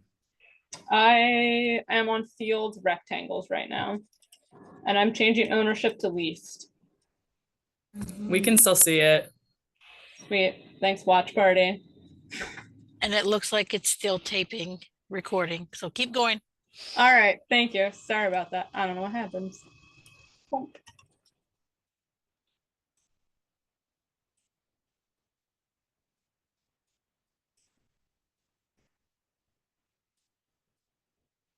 So now we have two fields, filled in that information, and I'm going to go back to my list because I want to show you that we're going to click on move on to next step. But you probably just saw me hover over here because I could have clicked land info, and that's what I typically get drawn to do, is use this wizard, this walkthrough as I go through things. But there's always this move on to next step piece. One other thing that I haven't been talking about too much that you may have also noticed in this layout is that there's a start this step over. I'm going to click that because there's really no harm in it. And we'll get a pop-up that says, hey, you're going to restart this step, and it's going to show you what it first like when you got here, except it's going to keep all your information. So I'm going to say, all right, I'm going to start over because I want to see what that looks like. And all it does is show me the help text that I saw when I first entered this after I put my first field information in, which is also the help text that's right here in this little question icon. So just in case anybody was seeing that and was like, I don't understand what this is, that's what it is. I'm going to close that box.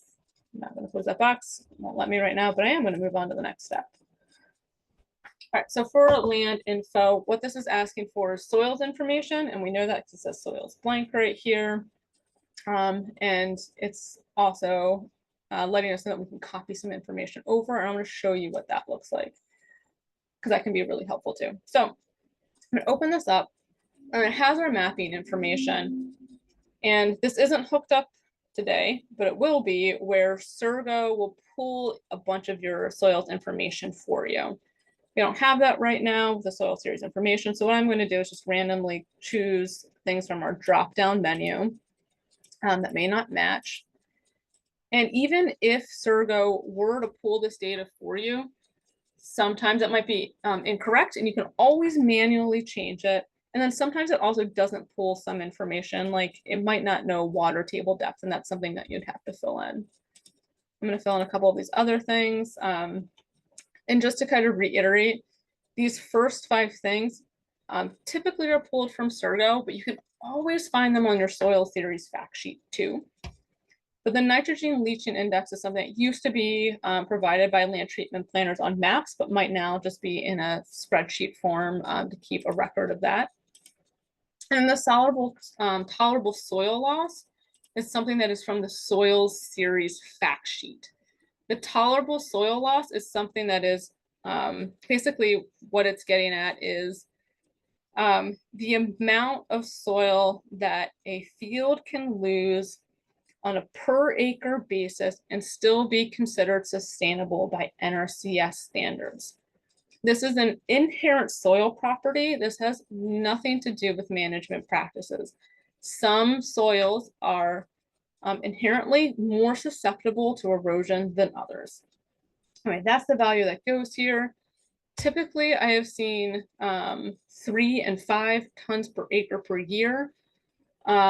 Every once in a while, I see something like 1.5. I've seen things as low as 2 as well. So look at the soil series fact sheet for that if you need that information.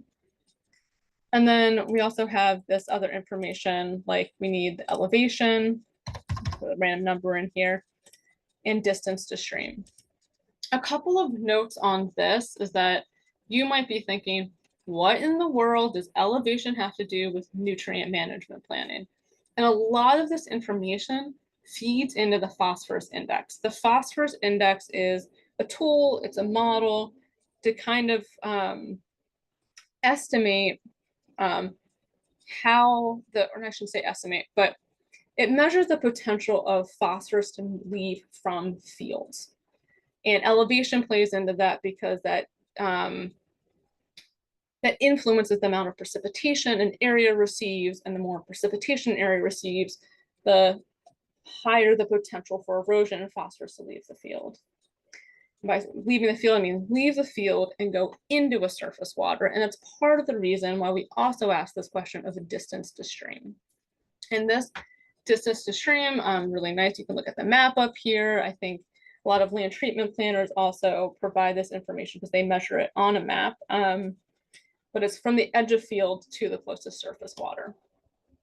And so at a minimum, because the perennial vegetative buffer is required to be 25 feet, should at least be 25 feet, but it could be as much as 1,000.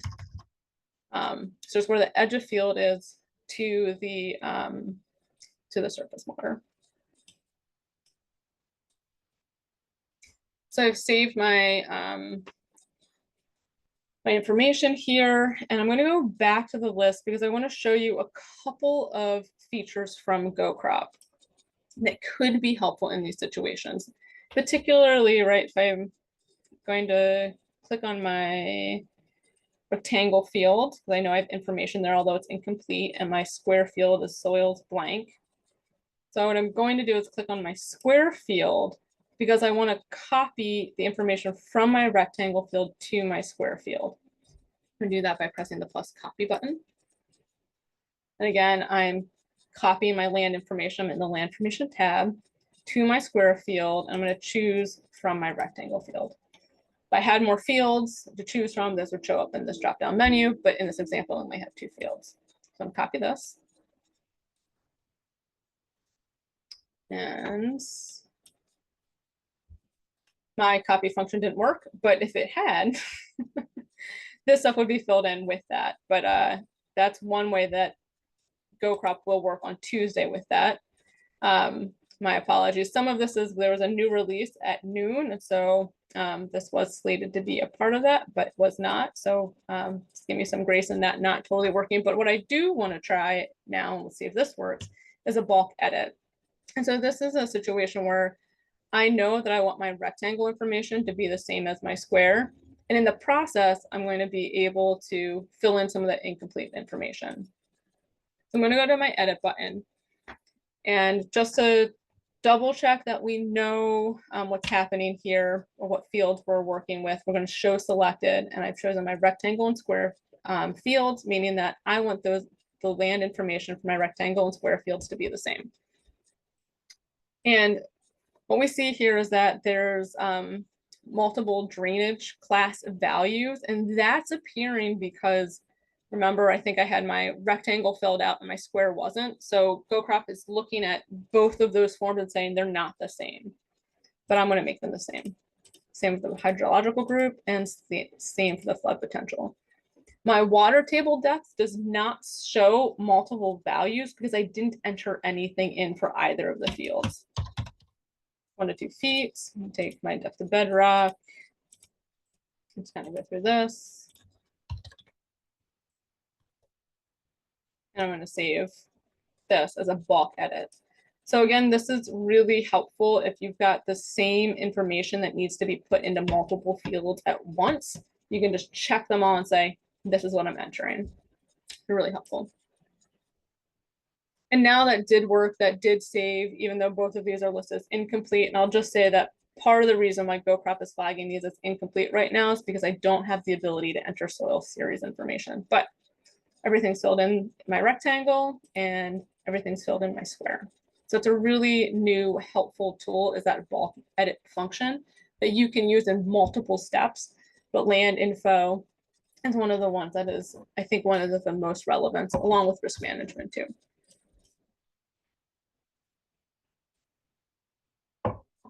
Okay, for soil tests, there is an ability to import soil tests through a CSV file that you would receive from the lab. I'm not going to show you how to do that right now. That's something we can kind of go through one-on-one.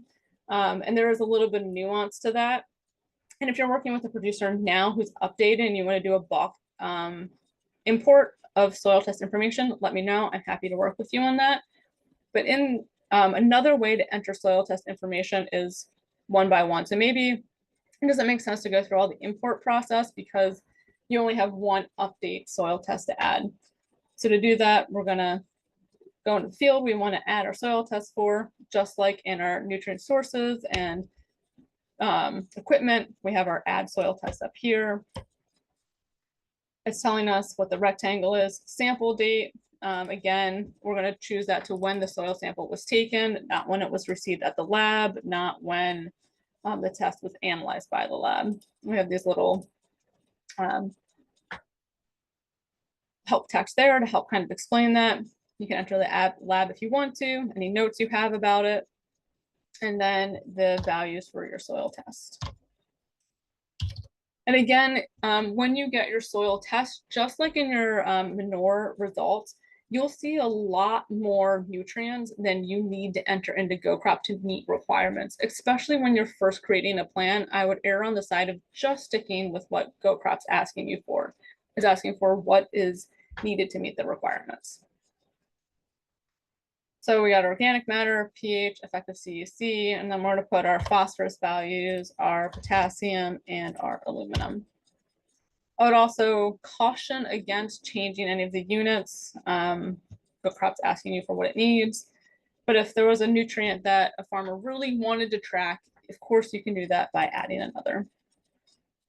And then we have a whole drop down of other elements that you can add to this. So I'm going to delete that if we're not going to use it. I'm going to save it. Great. So we've got one soil test in. We can go to our list.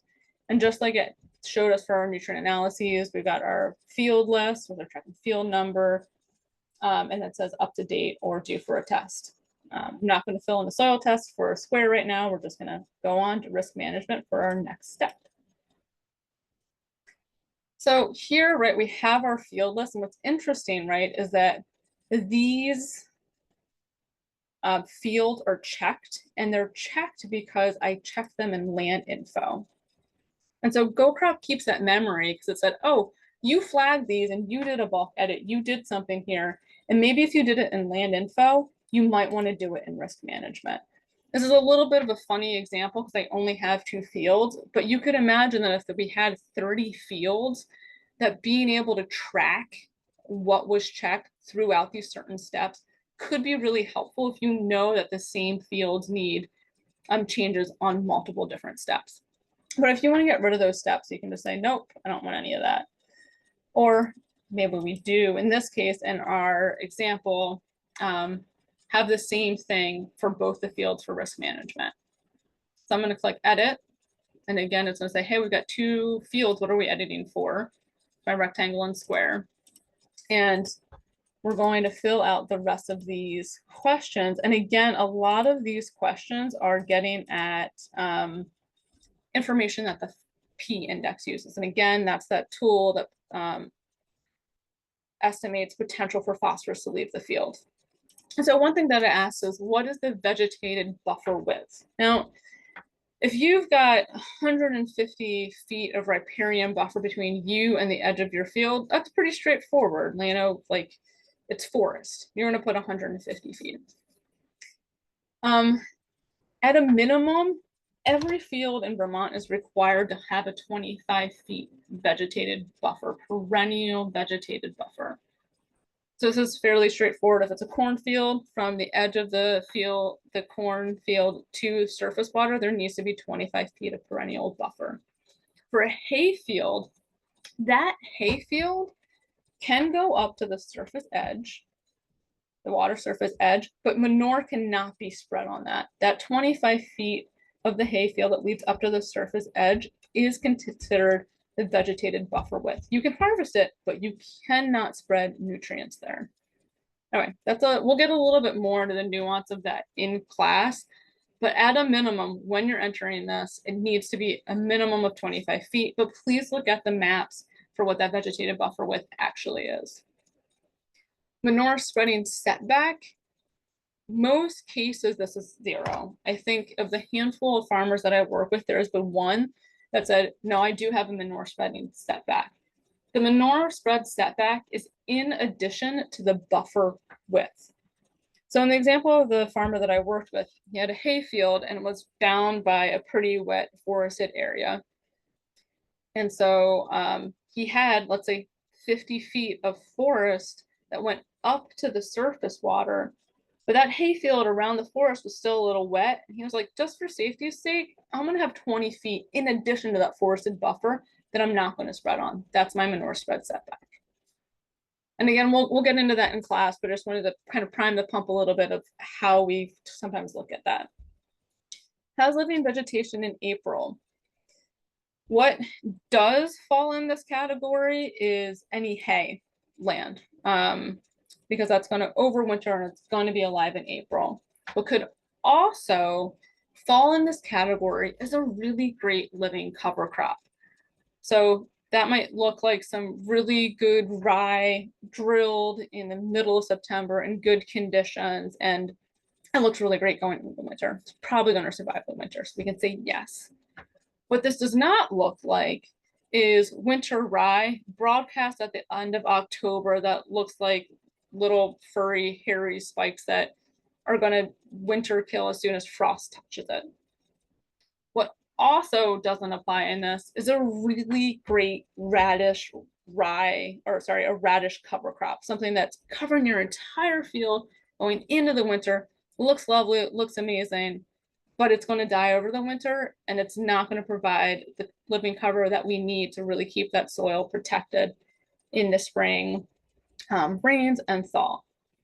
So just kind of describing living vegetation there for a moment.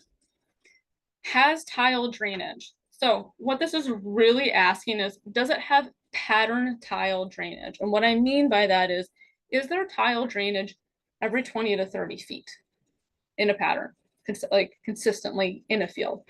If the answer is yes, then yes, it has tile drainage. This is for the P index response. If it has 1 or 2 pieces of tile drainage in the field, because it's just trying to get at some of those low spots. The answer to this is no, because it's not pattern tile drained. So tile drainage is pattern tile, perforated pipes in the ground every 20 to 30 feet, sometimes maybe 15 depending, but it's not just one or two orphan or stray pipes in a field. So in this example, we're going to say no. We have this question if it's frequently flooded. There are maps for this. There are some cases where a field may be marked as frequently flooded on a state map that is not actually frequently flooded, and the farmer can contact the state in order to get that reassessed and redesignated. So this mapping system has not been completely ground truthed. And I also wonder, in considering the events of the last 2 years, what state this is at, but hopefully it's not frequent. We can hope. So I'm gonna say no. Sediment trap structure, we've now defaulted this to say none. I don't know of a single farmer who ever has used this. Just for example, here are all the drop downs, but in general, this hasn't been used before. It's a legacy and we're still keeping it in goCrop, so we're gonna click none. And then water quality considerations. You can leave this blank and goCrop will say, yep, still complete, because this is a little bit of an infrequently used box, but this is a really great space if one of the water quality considerations is, for example, a well. And around that, there are different manure spreading setbacks and buffers that might be required for water quality consideration, like a well or a reservoir. This is a great place to put that. And if you are not familiar with what those requirements are, or your producer's not familiar with what the buffers and setbacks might be for different water quality considerations, you can find that information in the required agricultural practices. All right, but for now, I'm going to save this.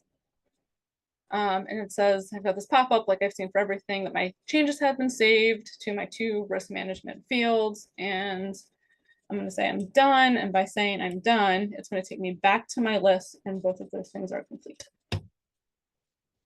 Now I'm going to move on to crop rotations. I'm going to unselect these, and I realize we're hitting time. And so we may need to come back for some of these other pieces to go over in another tutorial session, but I think I can get through crop rotations, and then we can have another session to go over crops and nutrient balancing, some of the other pieces later. But for crop rotations, we have our rectangle field, and just so that we sorry, lost my train of thought here. So we're in crop rotations. I'm in my rectangle field, and we have a drop-down menu of all the crops that are possible for our rotation. And I'm going to start filling these in for my rectangle field. I'm going to say it's corn silage with cover crop. And in this example, I'm going to say it's a continuous corn silage with cover crop, meaning that in the foreseeable future, that's what's going to be planted there. And if that's the case, if you got one crop that's just planted there in perpetuity, you're going to have 1 annual soil loss. And then you do need to tell goCrop what year it is in rotation, which is a little funny because in this example, it's just 1 crop. And goCrop will fill this year in rotation based off of what you put above it, but it's just 1. And then we need to input our Russell to rotation average soil loss, which if we had multiple crops here, we would have to add them all up and divide by the number of years of rotation to get our average soil loss. But because we only have 1 crop here, 1 annual soil loss, we have 1 average soil loss. This is another use case for a single crop that I've seen besides corn silage with cover crop is also continuous hay, which we'll find down here, or pasture. I'm going to save this for my rectangle. And I'm going to move on to my next field, which is going to be my square. And in this example, I'm going to show you what it's like to have multiple years of in a rotation of different crops. So this one, we're going to have 4 years of corn silage cover crop. And I'm just again, going pretty quickly through this drop down. Then this is where it gets a little bit, a lot of scrolling here. Because in my first year after corn silage with cover crop, I'm going to go into hay new. I'm going to pause here and just talk for a moment that one thing that we want to match, and in particular with hay, is if it's going to have legume or not, and we want that to match with whatever we choose in our crop. So with legume, what's important to know about that is that the legume can contribute nitrogen to the grass crop. And what we don't want to do is add more nitrogen to that field that favors the grass and puts the legume at a disadvantage. And then also it's a little bit wasting money because the legume's not fixating the nitrogen from the atmosphere to contribute to the grass growth as well. And there are these kind of cutoff points that influence nutrient recommendations for that. So anything less than 30% legume, I would just put in the hay category because that doesn't change your nitrogen recommendations. Anything greater than 30% legume, I would put as grass legume. And knowing too that you might have a stand that starts with a real strong legume and it fades over time. And so you might see some rotations that start with grass, legume, and then over time just become grass. That's okay, but it's important to keep that in mind when you're putting in your rotations and your crops so that they match and that your recommendations are also correct. So I think I did my new here, and so then I'm going to do a couple of the hay established. This is a lot of, again, scrolling. So be patient with me, and as you're working with your producers, be patient with them and yourselves. And I want to do a 10-year rotation, so I'm going to do 2 more.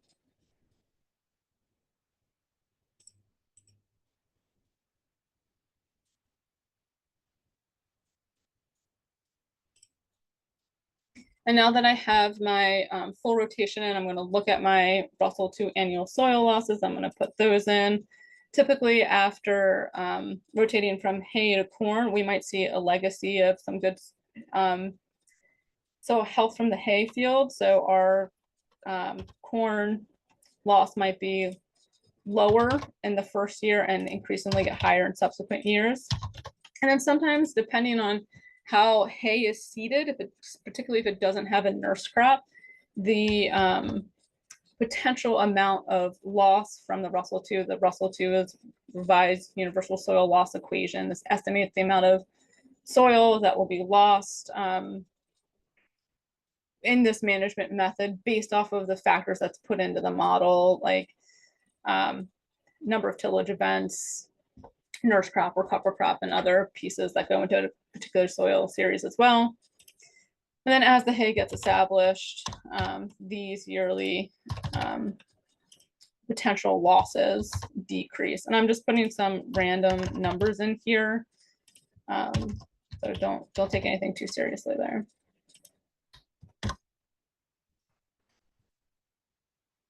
And now that we have this rotation, now we need to tell goCrop which year we are in the rotation. So we have this drop down menu here. And we're going to say, you know what, this is going to be our second year in established hay. And as goCrop progresses through, and next year when you come to update this plan, goCrop will switch it to the 7th year in the current rotation for you. So that's why it's important to choose the right rotation now, so you save yourself some trouble later, knowing that sometimes these things are subject to change anyway. And then for the average rotation soil loss, right, I'm going to add up these 10 values, divide by 10 the number of years I have in the rotation, and put that here. Again, this is random number I'm putting in here, but in general, it is required that the average soil loss for the entire rotation be below T, the tolerable soil loss, which is the information that we entered from the soil series fact sheet way back up in the land info.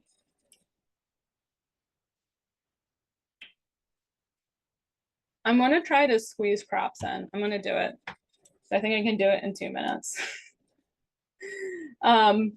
So wait, we're here right back. We see the same help text. And then we also have our list of field number names. We've got our crop. Here's the step we're in. I'm gonna click on a field and I'm going to add my crop right here. You can see back in my list, right? It's blank. I don't have any information added. So I'm going to add the crop. And again, we have a drop down menu. This is different from the crop rotation menu, but for this example, we're going to say it's corn silage because that's what I put in my rotation previously for my rectangle field. And I'm going to put my surface cover percent in. We got some help text to help us know about this. I'm going to put all my help text out there. And in general for corn silage, and this is what the help text says, we're going to say it's about 15% surface cover.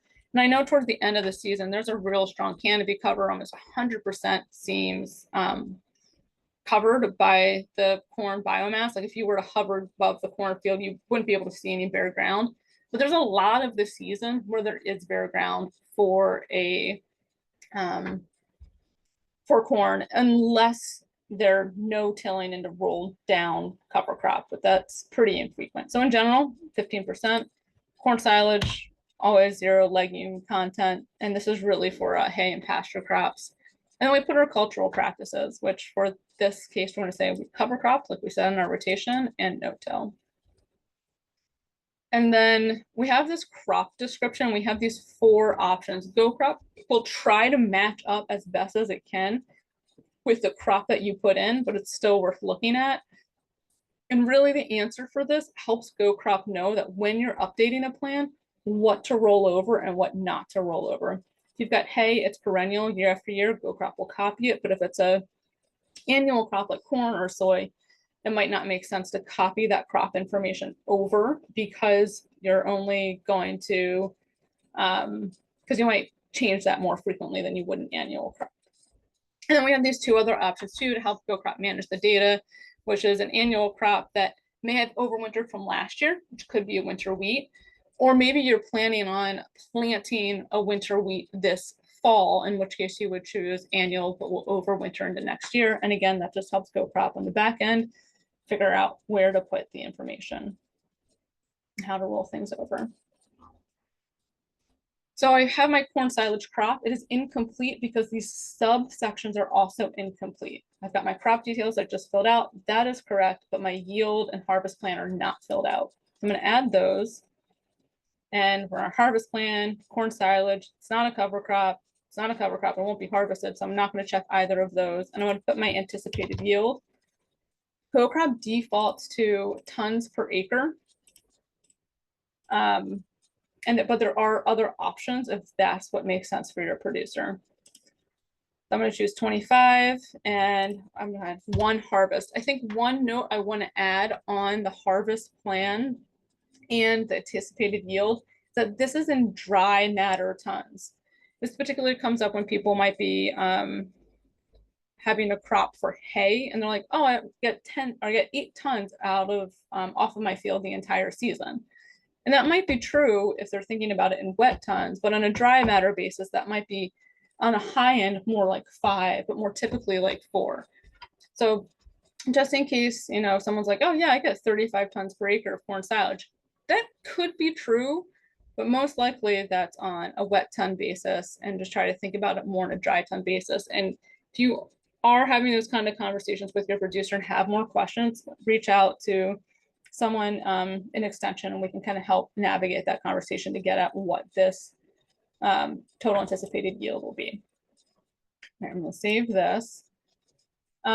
Recommendations right now are showing up as blank, but they will be automatically calculated just like they have been. So I wouldn't worry too much about that, but this layout is a lot easier of a way to get at recommendations if you need to override the book values for any reason.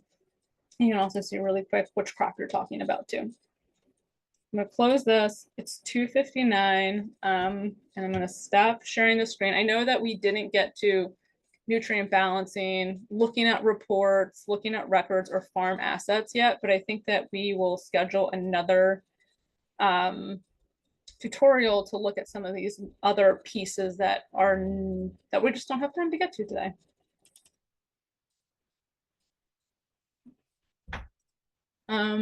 Are there any questions? Thanks, Lindsay. You might have said this at the beginning. I did type it in the chat. The version 3 will be available till early April, so people can use that to update plans if that's easier. So people don't need to kind of stress out yet about using the new version of goCrop for updating, as if you really, don't want to. So just so folks know that we do want to make sure that all new plans are in version 4. So that's why we're showing you that today. And sounds like we'll have a little more to go through. But I think a lot of it is very similar to old goCrop. You'll recognize it, but some new features. So thanks again, Lindsay. Thank you. Yeah, I know that's like a lot to go through today, and I know we didn't quite get to everything. So I was optimistic that we would. So in my slide, I put goCrop training part 2 ?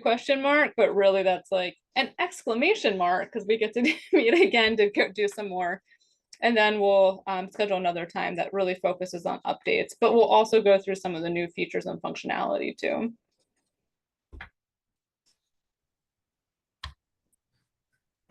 Okay, we'll see you.